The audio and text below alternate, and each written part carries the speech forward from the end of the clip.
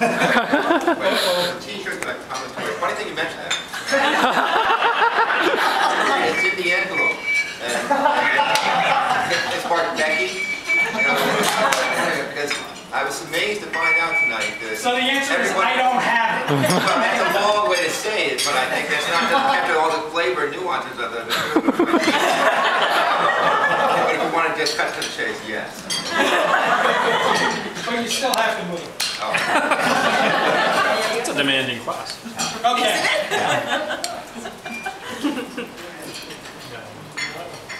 Okay. First of all, good. no presentation is complete without a disclaimer. And, you know, I don't want to read this because I'm sure you all can see it. And, I did unfortunately use some things here without permission, so pardon me, but it's just the way it is for us students who are too busy doing Morris's homework to get other things done. Let's see. Barbara, what do I aim it at?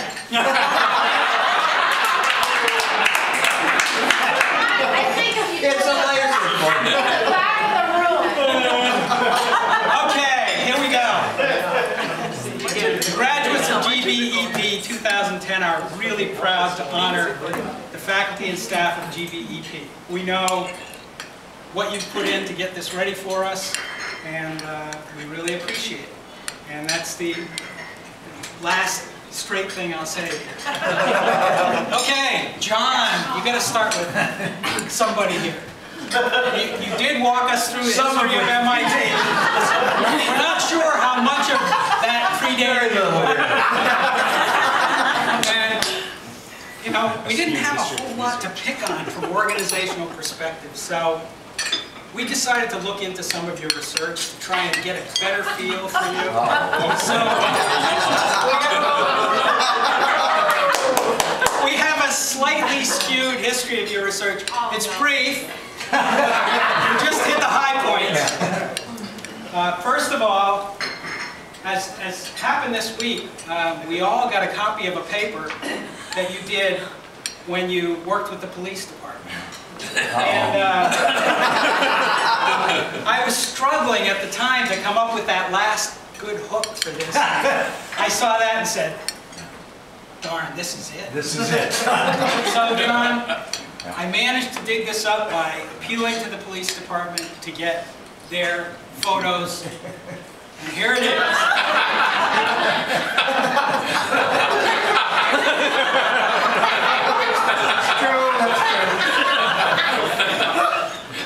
The wonders of the internet, you can find anything on the internet. Brings back some memories, huh? And, John, anything you'd care to comment? Well, I would retitle the paper. Well, as you notice, I promised Maria that I wouldn't say anything offensive, so. Very good.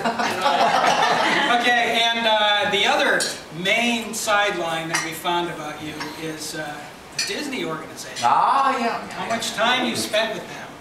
And this actually comes from an unpublished paper of yours, which you haven't seen. But this is what we know is your real view of Disney. First, the CEO, who had a meteoric rise from janitor to conductor to captain of the ship, and he's very much out of touch with this section. Second tier, we have Minnie, the VP of Human Relations, who's had a long-term affair with the CEO. But her position has nothing to do with that. We have Goofy, the VP of Production. He's very loyal, and he knows a good idea when he trips over. And finally, Donald, the VP of Sales. An enlightened and inspiring leader. He's built loyalty through nepotism.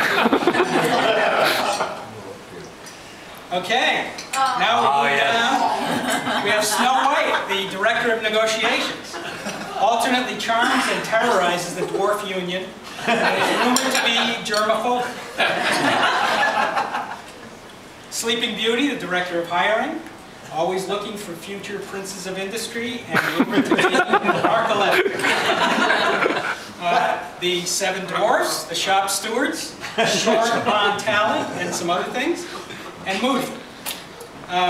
Daisy, Director of Marketing, Barbara, she is driving this organization because she originated the web-based advertising campaign that was outside in. This is Nancy. And the sales force, streetwise and slick, sell it like you have it. Don't worry about the costs. Okay, I'm sorry that Deborah isn't here. She taught us the 4 capabilities of leadership, which really made an impression on an awful lot of people.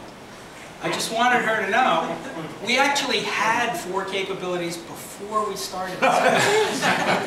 And I wanted to highlight them. Does that look familiar? Okay, first, we have nonsense making. The ability to obfuscate, to hide our ignorance. Okay? What comes next? Oh, Berating. The ability to make direct reports cower, to show our superiority. Okay? Third, any volunteers? inventing. No. Revisioning. The need to update everything in order for us to take credit. And finally, preventing. The need to stifle creativity if it might jeopardize our position. Of course, we're over this, right? After 16 weeks, this is all left behind.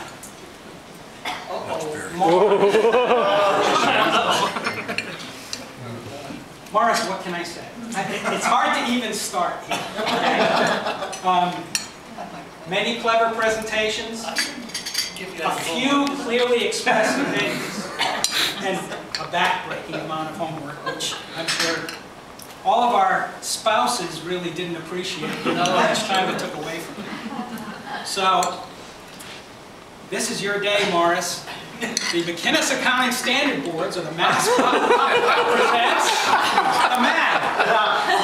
Morris's Advanced Accounting Precepts, or the 10 Commandments of Accounting. Morris, these are all yours. I just want you to know. MASPE is the only true accounting standards boards. All other standard boards are pretenders and must be ignored.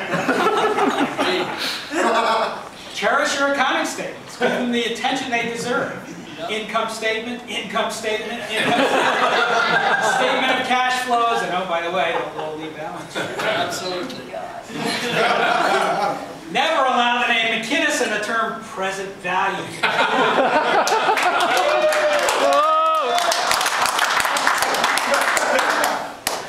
Weekends are reserved for family, sports, scotch, and kills, but not necessarily in that order. Keep them safe. Learn accounting from an accountant, not an academic.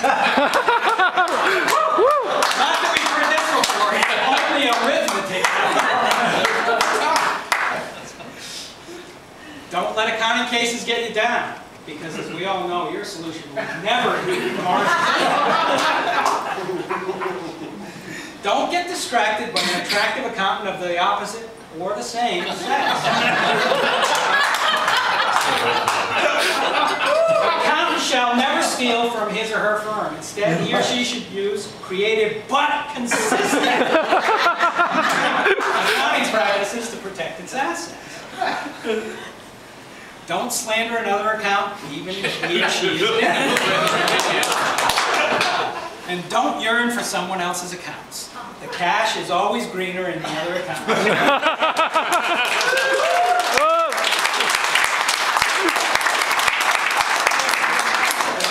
Dan. Oh, yeah. Dan.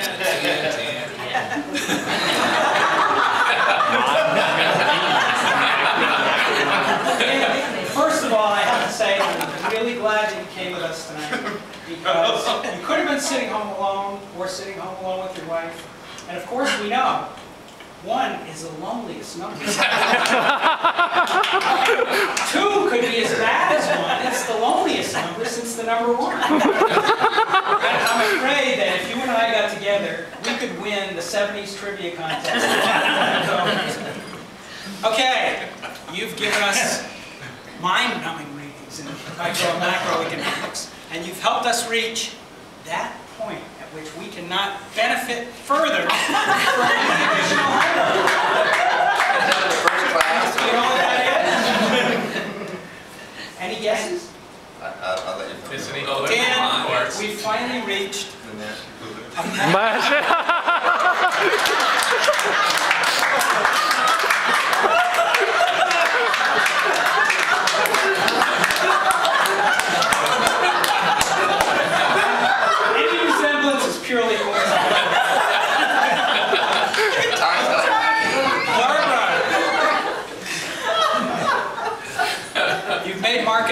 interesting and approachable for us. And I think a number of us thought, oh no, marketing. But it's been witty, it's been entertaining. We loved your commercial breaks, we loved your cartoons, and I really wanted to get a personalized Dilbert cartoon done for you.